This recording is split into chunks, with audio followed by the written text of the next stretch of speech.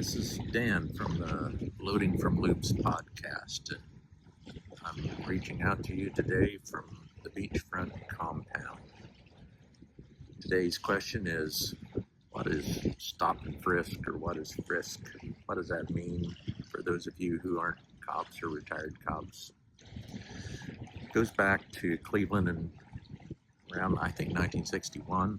A detective named McFadden was walking a beat downtown Cleveland. He saw some shifty characters hanging around a jewelry store. One guy would walk by, look in, walk back, confer with the other guys. Another guy from the group would walk by, look in, go back. And they did this a few times.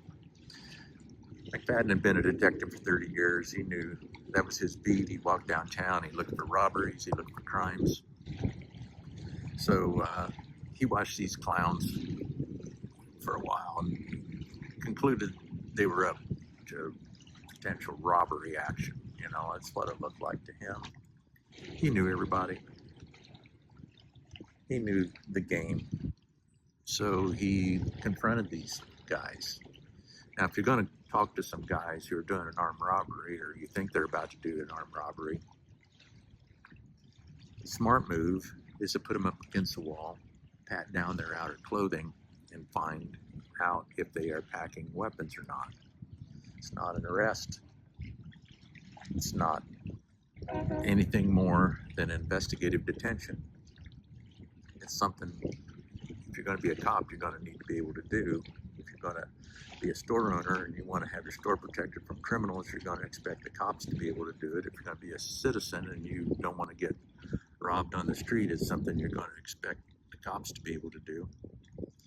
And so anyhow, he puts them up against the wall, he pats them down, and inside the coats he finds a gun or guns. So he places them under arrest for CCW, and CCW means carrying a concealed weapon.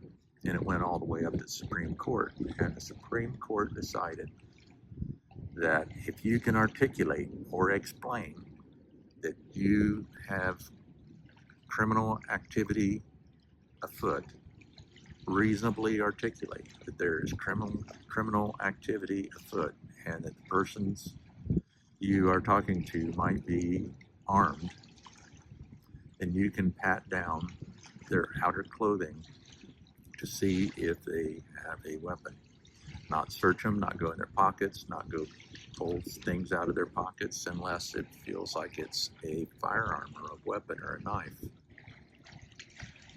And that's what Terry is. So that means if you work in an area and you see some guys doing some gangster stuff, gangsters can pack heat, you need to talk to them.